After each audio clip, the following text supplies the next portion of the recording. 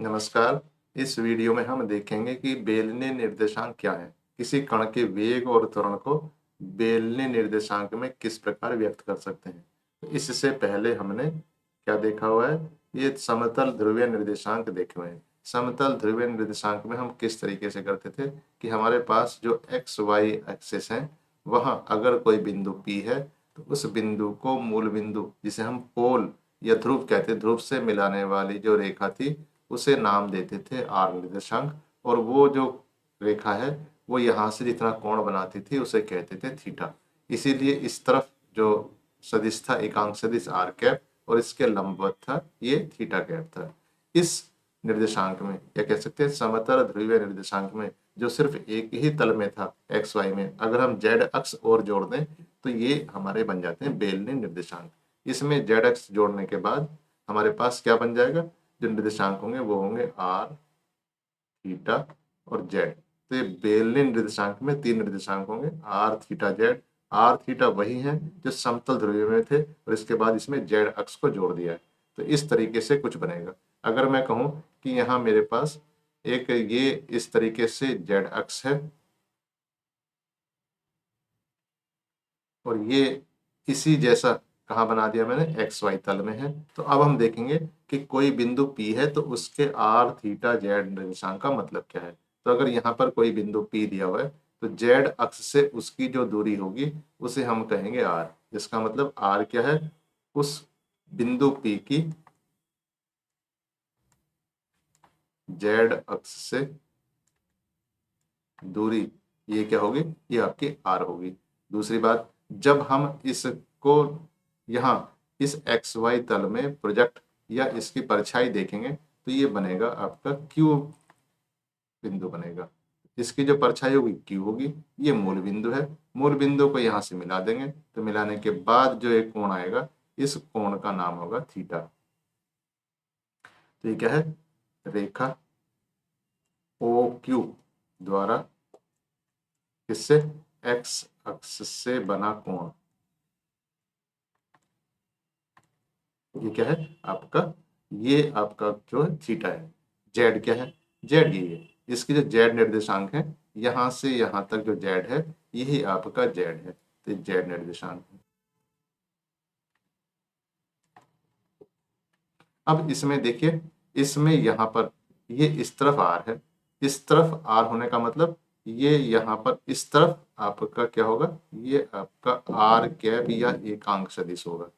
इसके लंबवत ये इस तरफ ये थीटा कैप होगा और इसके ऊपर की तरफ ये आपका जेड कैप होगा। तो इस तरीके से आर कैप, ये जो एकांक सदिश होंगे कितने, आर कैप, थीटा कैप और जेड कैप, ये क्या होंगे, लंब कोणिक होंगे। अब देखते हैं ये जो ओपी है, ये ओपी का मान कितना होगा, आर होगा। और इसका मतलब ये चूंकि एक्स वाई तल के समानांतर है तो ओ क्यू का मान भी आर ही होगा। अब इसका अगर x घटक देखो यहाँ पर तो ये x घटक कितना हो जाएगा, ये हो जाएगा कितना, ओ क्यू कॉस थीटा, या इसे हम कह सकते हो आर कॉस थीटा। y घटक कितना हो जाएगा, देखिए अगर मैं इसका y घटक लूंगा तो ये कितना हो जाएगा, आर साइन थीटा। और z घटक कितना होगा, तो z तो अक्ष पहले जैसी ही है, इसका मतलब z इक्वल टू कितना हो जाएगा, ये z हो जाएगा।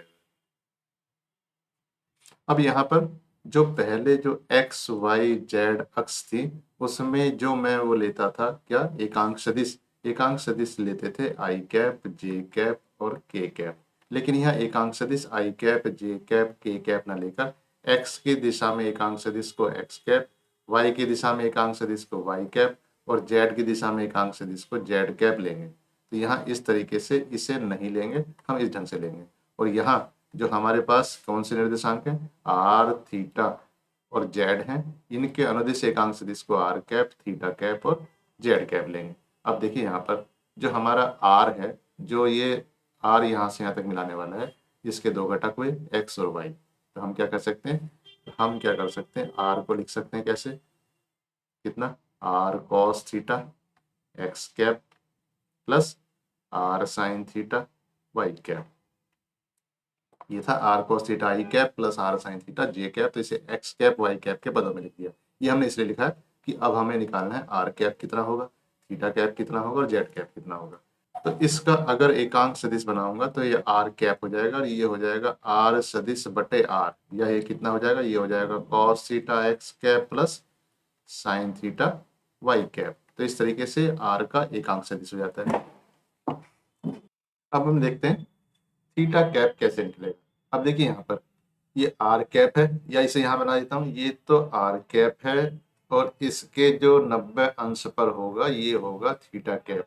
तो यहाँ से अगर मैं ये एक्स एक्सिस कह रहा हूँ और ये आर कैप बना रहा है एंगल थीटा, तो ये जो एंगल बनाएगा वो 90 प्लस थीटा या थीटा प्लस 90 डिग्री या π/2 बनाएगा। तो थीटा कैप निकालने के लिए मुझे क्या करना होगा, मुझे इसमें थीटा की जगह थीटा प्लस 90 रखना होगा। सो क्या करना होगा, थीटा कैप ज्ञात करने के लिए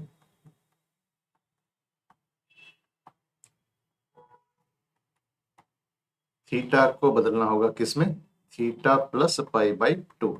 तो यहाँ थीटा कैप आ जाएगा कितना, cos theta plus π/2 x cap plus sine theta plus π/2 y cap. तो इस तरीके से cos थीटा प्लस π/2 या cos 90 प्लस थीटा कितना होगा, माइनस साइन थीटा, तो हो जाएगा minus sine theta x cap plus cos theta Y cap. तो ये थीटा कैप आ जाता है। तो हमारे पास आर कैप आ गया, थीटा कैप आ गया, और जेड कैप चूंकि वही है जो पहले था तो जेड कैप ही रहेगा। तो तीन आ गया आपके पास, आर कैप, थीटा कैप और जेड कैप। अब देखते हैं ये जो पॉइंट या ये जो बिंदु P है इसका स्थिति सदिश क्या है। मतलब इस बिंदु को अगर मैं मूल बिंदु से मिला दूं तो स्थिति सदिश बनेगा। तो ये स्थिति सदिश क्या है, इसका फिर मैं क्या करूंगा, अवकलन करूंगा दो बार, एक बार वेग निकलेगा और दूसरी बार क्या होगा, ये आपका त्वरण निकलेगा। तो स्थिति सदिश कितना है,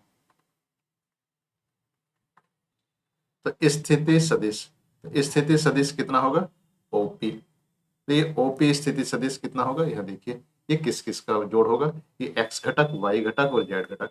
तो या तो इसे ऐसे लिख सकता हूँ, x x cap plus y y cap plus Z Z cap, तो तीनों के जोड़ कर देंगे तभी निकल जाएगा। या यहाँ देखिए ये इतना हिस्सा हम पहले देख चुके हैं। इतना हिस्सा क्या है, ये है, देखिए ये है आर। आर क्या था यहाँ पर, ये आर है आपका, ये एक्स है, एक्स एक्स कैप, और ये कितना है, वाई है, प्लस वाई वाई कैप। तो ये आर के पदों में लिखना ज्यादा सही रहेगा, क्योंकि हमारे पास अब हमें क्या करना, सारी चीजों को परिवर्तित करना आर कैप और जेड कैप में। क्या कह सकते हो, ये कितना हो गया, r are cap plus Z Z cap. या ऐसे भी देख सकते हैं आप चित्र से भी। चित्र में देखिए यहाँ पर जो ओपी है, ये ओपी दो चीजों से मिलकर बना है। ये यहाँ से यहाँ तक कितना है, ये आपका है कितना, आर सदिश, और ऊपर क्या है, ये जेड है। इसका मतलब ओपी जो है वो आर सदिश प्लस जेड सदिश का योग है या वेक्टर योग है। या ये ऐसे कह सकते हैं, इधर चलूं मैं, इधर क्या है, ये जेड है और ये क्या है, आर है। ये कह सकता हूँ ये क्या है, Z vector plus R vector. तो ये इन दोनों का योग होने की वजह से ऐसा हुआ। तो इसका मतलब क्या हुआ, यहाँ पर ये R are cap plus Z Z cap. क्यों, क्योंकि आर को मैं लिख सकता हूँ आर आर कैप और जेड को मैं लिख सकता हूँ क्या, जेड जेड कैप, मतलब उसका परिमाण और दिशा के हिसाब से लिख सकते हैं। तो ये स्थिति सदिश हुआ। अगर मुझे वेग निकालना होगा तो मुझे इसका क्या करना होगा, अवकलन करना होगा। मतलब D of OP upon D T करूंगा तो वेग निकल जाएगा, तो ये वेग आ जाएगा। अब वेग निकालने के लिए क्या करना होगा, देखिए इसका डिफ्रेंशिएशन या इसका अवकलन करना होगा। तो एक बार d are over D t लिखूंगा, आर कैप को ऐसे लिखूंगा, फिर आर ऐसे छोड़ूंगा, फिर ये d are cap over D t लिखूंगा, फिर जेड को d z over D t लिखूंगा, जेड कैप को ऐसे छोड़ूंगा, फिर उसके बाद क्या होगा, जेड लिखूंगा और D Z cap over D t लिखूंगा। तो ये देखिए चार पद हो गए। इसमें देखिए ये जो कैप है या एकांक सदिश है उनका अवकलन को देखते हैं। अब यहाँ एक चीज है, जो आपके पास P बिंदु है, अगर हम देखें कि हम जो पहले से काम करते चले आए हैं, अगर P बिंदु इधर उधर कहीं जा रहा है तो जब P बिंदु इधर उधर चलेगा तो एक्स अक्ष, वाई अक्ष और जेड अक्ष एक ऐसी अक्ष थी जो बिल्कुल भी चेंज या परिवर्तित नहीं होती थी। या कह सकते हैं अगर एक्स कैप है तो एक्स कैप वही था। या कह सकते हैं इसका डिफरेंशिएशन या इसका अवकलन कितना होगा, टी के सापेक्ष समय के सापेक्ष शून्य होगा। तो भले ही वो बिंदु की स्थिति परिवर्तित हो जाए लेकिन ये शून्य होगा। या कह सकते हैं dy कैप ओवर dt कितना होगा, ये भी शून्य था। या कह सकते हैं dz कैप ओवर dt ये कितना है, ये भी शून्य होगा। लेकिन अगर हमारे पास ये अब जो नए एकांक सदिश हैं r कैप, थीटा कैप और जेड कैप तो पहले वाला है तो ये तो परिवर्तित नहीं होगा। लेकिन जैसे ये घूमकर यहाँ आएगा, देखिए अगर मैं इसे घुमाकर यहाँ ले आऊं तो यहाँ क्या होगा, ये आर कैप ऐसे हो जाएगा, थीटा कैप ऐसे हो जाएगा। यहाँ बना दूं तो आर कैप ऐसे हो जाएगा और थीटा कैप ऐसे हो जाएगा। इसका मतलब क्या हुआ कि आर कैप और थीटा कैप उस बिंदु की स्थिति बदलने के साथ साथ परिवर्तनीय है, या हम कह सकते हैं समय के साथ परिवर्तनीय है, या हम कह सकते हैं कि इनका अवकलन हमारे पास शून्य नहीं होगा, तो इनका अवकलन देखना होगा। तो मतलब क्या हुआ कि D R cap over D T ये कितना होगा, शून्य नहीं होगा। और D theta cap over D T ये भी आपका क्या होगा, शून्य नहीं होगा। और D z over D T तो पहले से था शून्य, तो वही होगा। इसका मतलब हुआ कि ये जो है D Z cap over D T ये तो हो गया शून्य, बट ये शून्य नहीं होगा। तो d are cap over D t, D theta cap over D T, इनके मान एक बार हम निकाल लेते हैं और जहां जरूरत होगी वहीं रखते रहेंगे। तो हम क्या निकालते हैं, इसलिए हम क्या करते हैं, इनके मान निकालते हैं इसके, D R cap over D T. अब आर कैप क्या था, आर कैप देखते हैं पीछे, पीछे आर कैप ये था, ये हमारे पास क्या है, ये हमारे पास आर कैप है, cos theta x cap plus sine theta Y cap, cos theta x cap plus sine theta Y cap. तो ये आर का मान, तो cos theta x cap plus sine theta Y cap. तो कॉस थीटा का differentiation या अवकलन हो जाएगा माइनस के साइन थीटा और D theta over D T. X का कुछ जो अवकलन है वो होगा ही नहीं, या कह सकते हैं X cap plus sine theta का हो जाएगा cos theta D theta over D T Y cap. अब यहाँ देखिए यहाँ पर क्या है, ये अगर मैं इसमें D theta over D T common ले लूं तो D theta over D T common लिया तो यह minus sine theta x cap plus cos theta Y cap. अब ये minus sine theta x cap plus cos theta Y cap ये यहाँ पर ये हो जाएगा minus sine theta x cap plus cos theta Y cap, ये क्या है एक्चुअली थीटा कैप है। तो ये हो जाएगा D theta over D T. इसे भी सही करके लिख सकता हूँ, थीटा डॉट का मतलब एक बार इसका अवकलन, और ये कितना हो गया, ये है अभी ये देखा था ऊपर थीटा कैप है, तो ये हो जाएगा D R cap over D T का मान ये हो जाएगा, जहां भी जरूरत होगी वहीं इसे रख लेंगे। इसके बाद निकालते हैं हम क्या, D theta cap D T. अब थीटा कैप क्या था, थीटा कैप अभी देखा ही था, थीटा कैप ही है, थीटा कैप है minus sine theta x cap plus cos theta x cap. Sign theta का जो अवकलन होगा वो कॉस थीटा और कॉस थीटा का माइनस साइन थीटा। तो यहाँ कितना हो जाएगा, ये हो जाएगा माइनस के cos theta D theta over D T x cap, और जो कॉस थीटा है उसका हो जाएगा minus sine theta D theta over D t कितना वाई कैप। तो इस तरीके से यहाँ पर हमने माइनस भी कॉमन ले लिया और D theta over D T भी कॉमन ले लिया। तो minus D theta over D T cos theta x cap plus sine theta Y cap. तो इस तरीके से ये हुआ माइनस के थीटा डॉट, और ये cos theta x cap plus sine theta Y cap, cos theta x cap plus sine theta Y cap कितना हुआ, ये यहाँ जाता है, cos theta x cap plus sine theta Y cap ये इतना हुआ। तो cos theta x cap plus sine theta Y cap हो गया आपका, ये हुआ आर कैप। तो इसे मैं लिख देता हूँ डी थीटा कैप और डी टी। अब जो डिफरेंशिएशन अवकलन हम कर रहे थे उसे फिर से करते हैं। इसके लिए ये वाली जो समीकरण थी इसे फिर से करते हैं हम, कौन सी, कि जो वेग की समीकरण थी। तो वेग बराबर कितना आ गया था, ये आया था D are over D T, R cap R D are cap over D T. तो यहाँ वेग को लिख देते हैं वेग, तो वेग कितना आ जाता है इतना, ये पहला जो पद है ये पीछे से देखते हैं, पहला पद है D R over D T R cap, D R over D T को लिख सकते हैं आर डॉट, तो अब ये हुआ आर डॉट आर कैप। तो पहला पद हुआ कितना, R dot are cap, R dot are cap.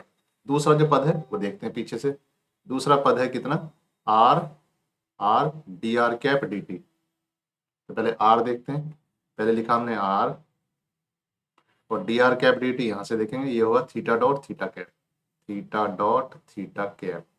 तीसरा पद क्या है, तीसरा पद देखिए सीधा सीधा है Z D z over D T, मतलब जेड डॉट जेड कैप, और चौथा शून्य है यहीं तक है, इसका मतलब plus Z dot Z cap. तो इस तरीके से ये वेग का एक्सप्रेशन या समीकरण आ गया किसके पदों में, देखिए R cap, theta cap, Z cap, यानी कह सकते हैं ये आपका बेलनी निर्देशांक या सिलिंड्रिकल कोऑर्डिनेट सिस्टम में हुआ।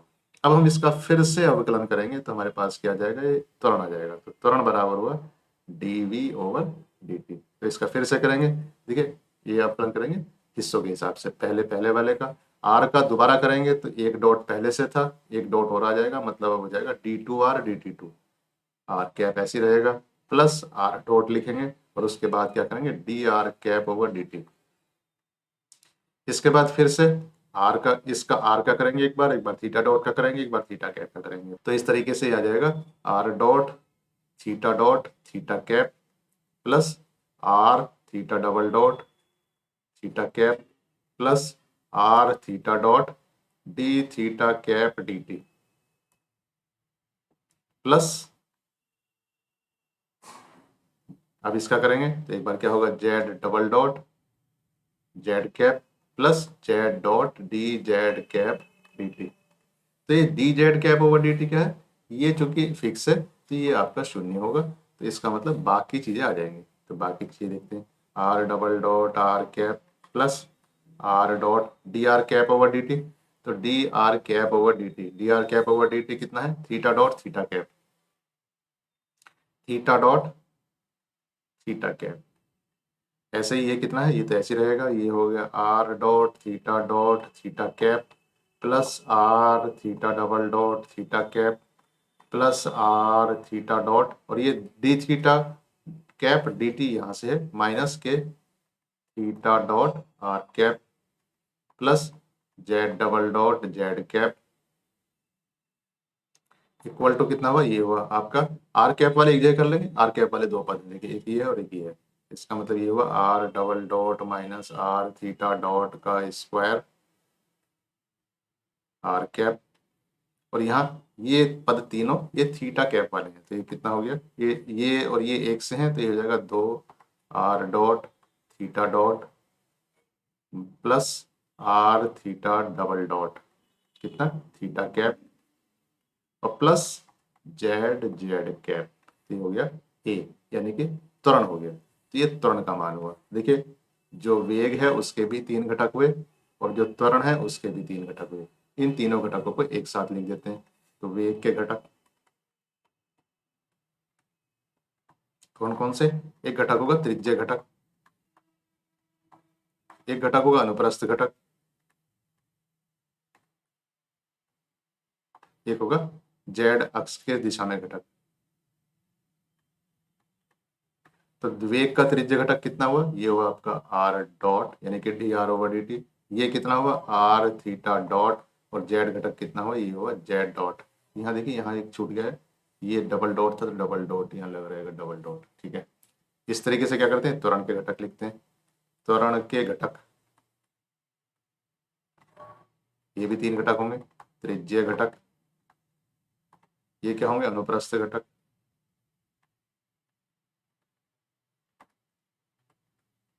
ये क्या हुआ जेड घटक।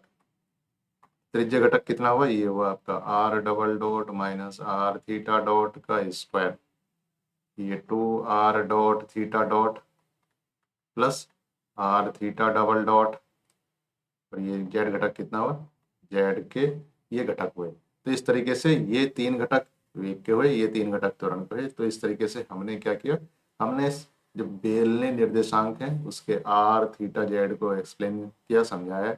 इसके बाद हमने किसी कण के लिए वेग और त्वरण के लिए इसमें बेलने निर्देशांक में इसको व्यक्त किया गया है। तो इसके नोट्स पीडीएफ फॉर्मेट में आपको नीचे डिस्क्रिप्शन में मिलेंगे। Thank you.